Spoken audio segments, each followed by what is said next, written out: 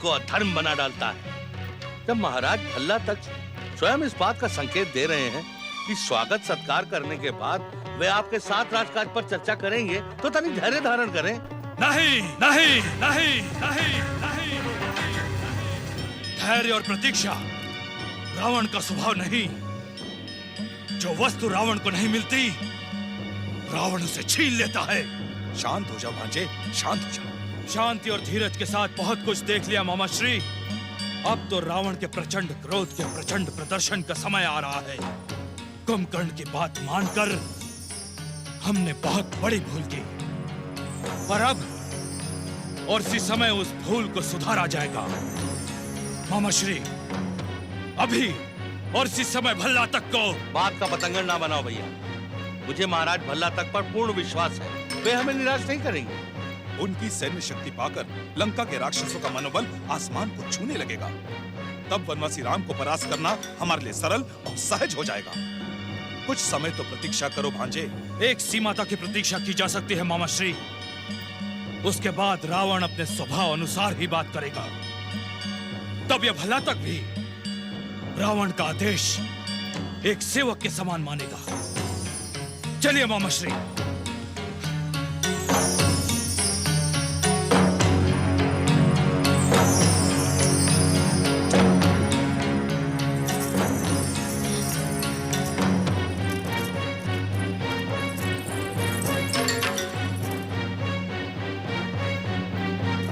महाराज।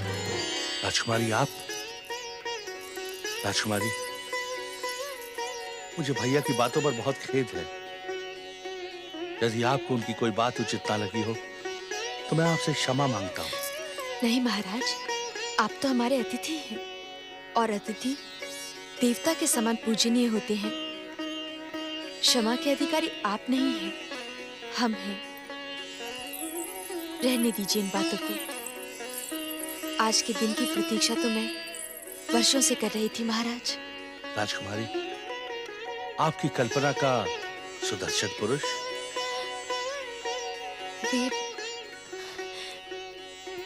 वे आप ही हैं महाराज। नारायण नारायण। बचपन से ही पिताश्री से आपके पराक्रम की कथाएं सुना करती थी और उन्हीं कथाओं को सुनकर मैंने स्वयं को आप पर समर्पित कर दिया था। राजकुमारी, आपको देखकर मुझे भी ऐसा ही लगा था, परंतु मैं आपसे क्षमा चाहता हूँ राजकुमारी। मैं अपने आप को आपके योग्य नहीं समझता। ये आप क्या कह रहे हैं महाराज? आपके इस विचार का कारण? कारण है ब्रह्मा जी का वरदान। इस वरदान के कारण मैं 6 मास तक सोता रहता हूँ।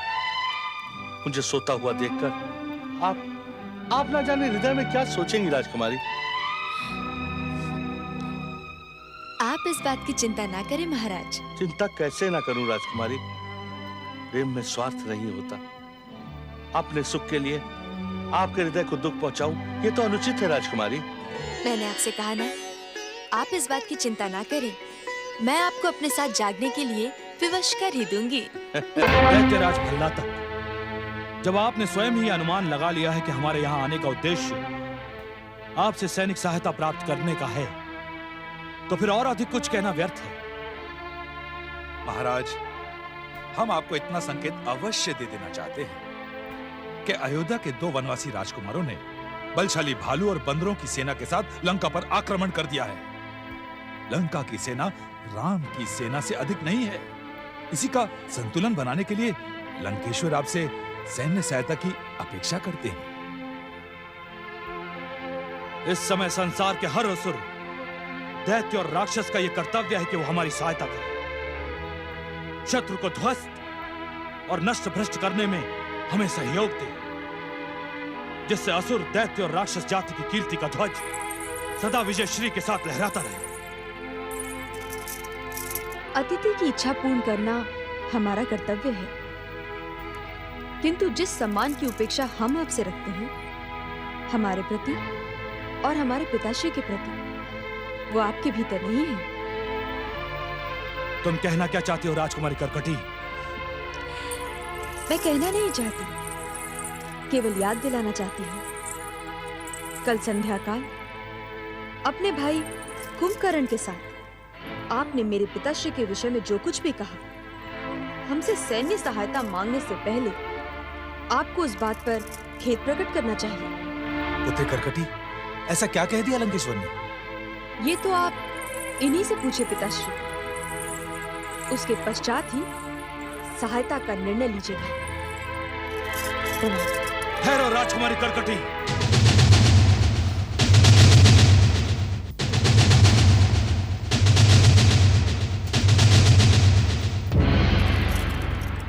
इस प्रकार प्रश्न उठाकर और हमें आरोपित करके तुम्हें इस मंत्रणा कक्ष से जाने का कोई अधिकार नहीं है। तुम्हें हमारी बात भी सुननी होगी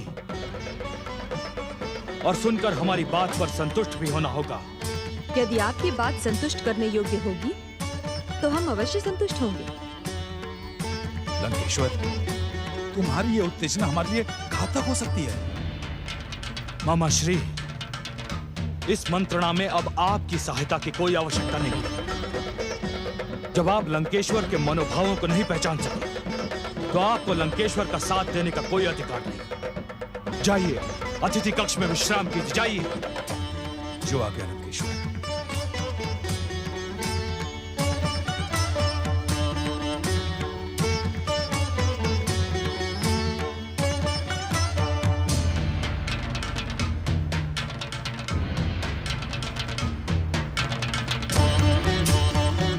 महाराज भल्ला तक,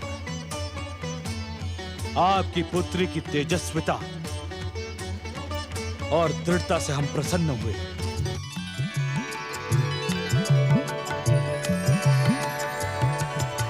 दैत्य दानव और राक्षसी कन्याओं के भीतर ऐसी ही दृढ़ता, ऐसी ही आंख होनी चाहिए।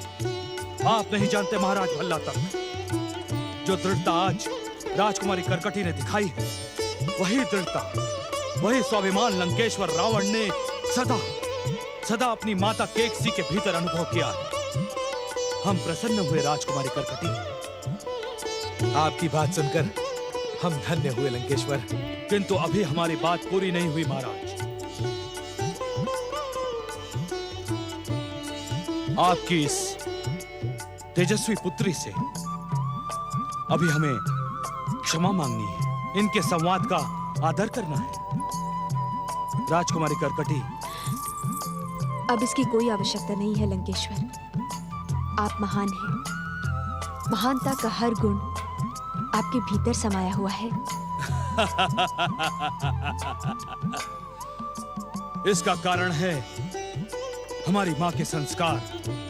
राजकुमारी कर्कटी, आज केवल तीनों लोगों के स्वामी लंकेश्वर को ही नहीं, भविष्य को भी तुमसे कई अपेक्षाएं। तुम्हें भी राक्षस माता केकसी के समान वीर और विजयी राक्षस पुत्रों को जन्म देना होगा। बचपन से ही उनके भीतर राक्षस जाति का गौरव और गौरवशाली इतिहास कूट कूट कर भरना होगा। ऐसा ही होगा। लंकेश्वर का आशीर्वाद व्यर्थ नहीं जाएगा और ना ही भविष्य की अपेक्षा। अब मुझे आज्ञा दें।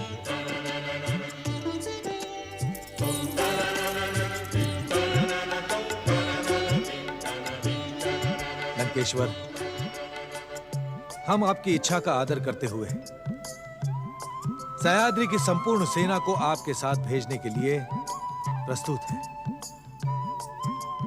परंतु उससे पहले हमारी एक चिंता का निवारण आवश्यक है। चिंता? कैसी चिंता दैत्यराज भल्ला तक? इस चिंता का संबंध ना तो आपके प्रस्ताव से है और ना ही हमारी सहमति से। फिर लंकेश्वर, हमारी चिंता दूसरे प्रकार की है। इसे आप व्यक्तिगत भी कह सकते हैं। यदि आप हमें कुछ समय दें तो हम आपको अपनी चिंता का कारण बताकर समाधान प्राप्त कर लेंगे।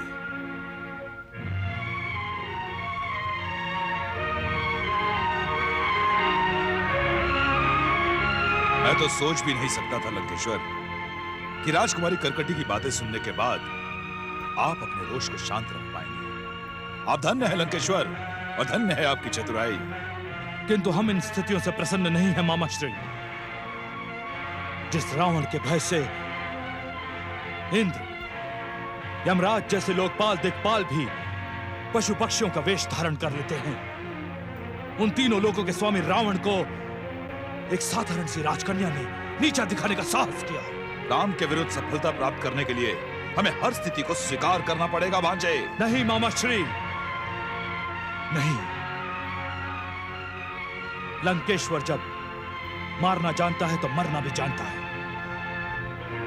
मैं ऐसा कोई समझौता नहीं करना चाहता जिससे मेरे साहस को ठेस पहुंचे। अब तक कुंभकर्ण के कारण मैं शांत था, किंतु अब और शांत नहीं रह सकता। ये तुम क्या कह रहे हो भांजे? मेरी बात पर संदेह न करें मामा श्री। मुझे तो दुष्ट विभीषण की भांति कुंभकर्ण की निष्ठा पर भी संदेह हो रहा है। कुंभकर्ण के कारण बहुत सुना है मैंने, बहुत सहन कर चुका हूं मैं। नहीं भांजे नहीं, वीर कुंभकर्ण की निष्ठा पर संदेह अनुचित है। वो तो राजधर्म की मर्यादा से बंधे हैं। जो कुछ भी हो जाए, बहन के किसी का रक्त उसे आपके विरुद्ध विद्रोह करने नहीं देगा। किंतु वही रक्त विभीषण के भीतर भी तो है। उसने तो हमारे विरुद्ध जाने का दुस्साहस किया है, विद्रोह किया हमारे विरुद्ध। शत्रु की चरण सेवा करके हमें नीचा दिखाने का दुस्साहस किया उसने। अवश्य भांजे अवश्य, क्योंकि विभीषण के भीतर आपके पिता ऋषि विशर्वा के संस्कार और भक्ति भावना बचपन से अधिक प्रभावी रहे हैं। वीर कुंभकर्ण तो आपके लिए अपने प्राणों की आहुति भी दे सकता है। अब तक तो ऐसा ही हुआ है। कुंभकर्ण की प्रचंड शक्ति के कारण ही रावण का विजय ध्वज तीनों लोगों में फहराया है। पर आज न जाने इस कुंभकर्ण को क्या हो गया है। न जाने किस कारण वो गंभीर और चिंतित रहता है। लंकेश्वर, हमें कुंभकर्ण के साथ बैठकर इस विषय पर चर्चा करनी चाहिए। इन स्थितियों को बताते हुए उसे समझाना चाहिए। आप ठीक कहते हैं मामा श्री। हम आज ही कुंभकर्ण से मिलेंगे और इस विषय पर चर्चा करेंगे। ये आप क्या कह रहे हैं लंकेश्वर? क्या मैं राजकुमारी करकटी की वर्षों की तपस्या और निर्मल प्रेम को ठुकरा कर चला जाऊं? क्या राजकुमारी करकटी के साथ यह अन्याय नहीं होगा? न्याय और अन्याय पर विचार वहां किया जाता है जहां आपसी संबंध हो। संबंधों की दुहाई मुझे ना दे लंकेश्वर। मैंने दृढ़ निश्चय कर लिया है कि मैं राजकुमारी करकटी के साथ विवाह करके ही यहां से जाऊंगा। ये कैसी मूर्खता की बातें कर रहे हो तुम? क्या तुम्हारी बुद्धि भ्रमित हो गई है, या उस करकटी ने तंत्र मंत्र से तुम्हारी बुद्धि को कीलित कर दिया है? वहां लंका युद्ध की भीषणता से चल रही है और तुम ब्याह रचाने की बात कर रहे हो। लंका की रक्षा के लिए युवराज मेघनाद की शक्ति पर आपको कोई संदेह नहीं, और लंका की आड़ में आप मेरे इस प्रस्ताव को ठुकराए ना भ्राता श्री।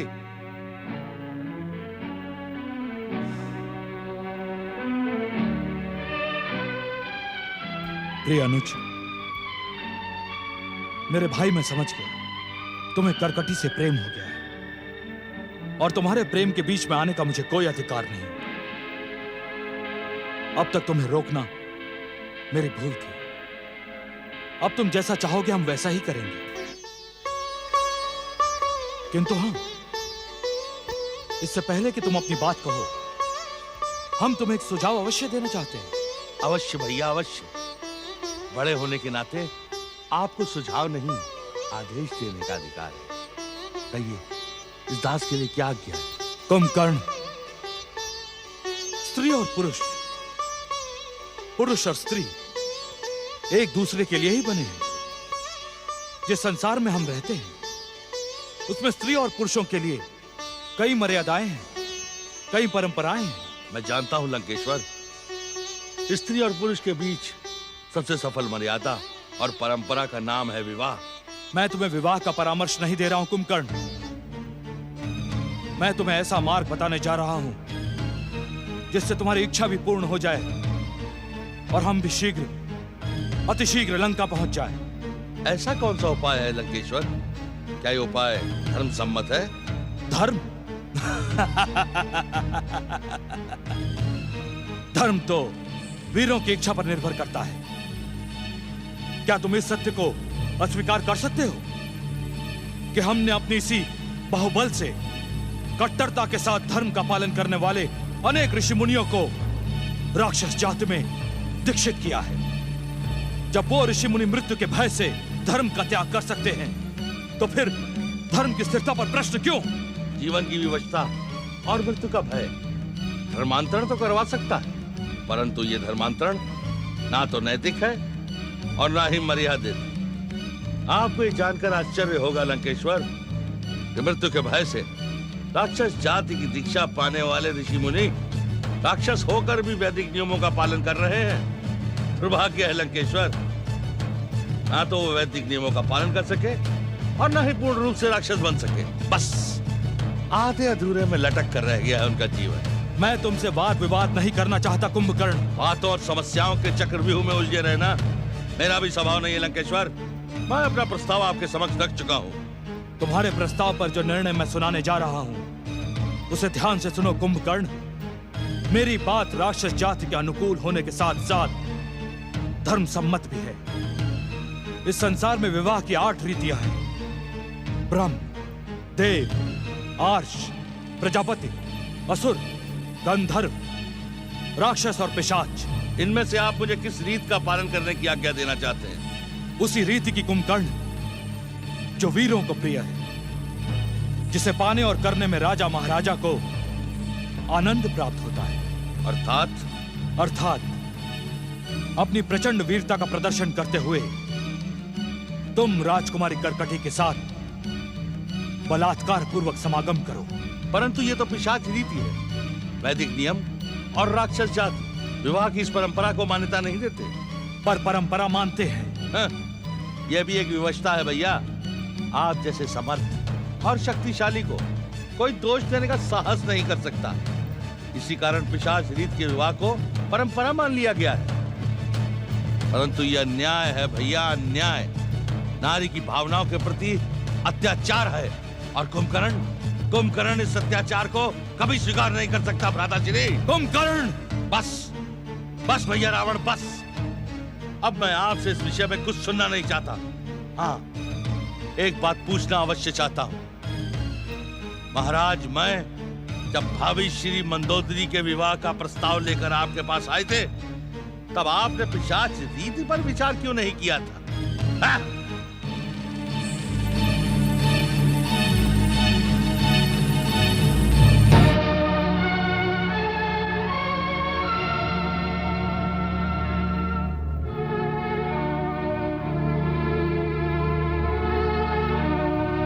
क्या बात है भांजे, तुम यहाँ? अरे मुझे बुला लिया होता।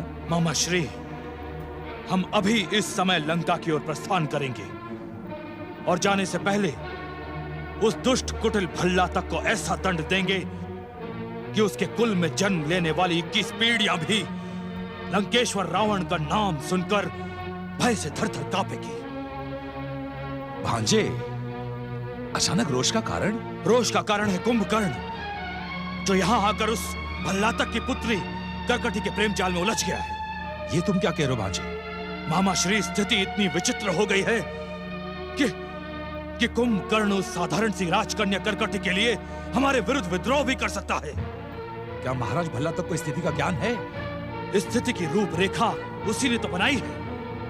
उसने मुझे स्पष्ट शब्दों में तो नहीं कहा, किंतु संकेत अवश्य दिया है कि कर्कटी का विवाह कुंभकर्ण से कराए बिना वो हमें सैनिक सहायता उपलब्ध नहीं करवाएगा। परंतु हम किसी भी मूल्य पर इस समय इस विवाह को स्वीकार नहीं कर सकते। देखो भांजे, तुम्हारे निर्णय सदा उचित रहे। आज तुम्हारे कारण राक्षस जाति गौरव शिखर तक पहुंची है, पर इस समय तुम रोष के कारण भविष्य की नहीं सोच रहे। कहना क्या चाहते हैं आप? कि इस समय सयाद्री को छोड़ के जाने का अर्थ होगा कुंभकर्ण का त्याग। वनवासी राम की सेना के विरुद्ध महायोद्धा कुंभकर्ण के बिना विजय की हम कल्पना भी नहीं कर सकते भांजे। तो क्या हम भल्लातक के प्रस्ताव को स्वीकार कर लें? मूर्ख कुंभकर्ण के हठ को मान लें? उसे मानना ही पड़ेगा भांजे, मानना पड़ेगा। नियंता की भी इच्छा यही दिखाई पड़ती है। अरे इसी इच्छावश होकर ही तो हम लोग यहाँ तक चले आए, अन्यथा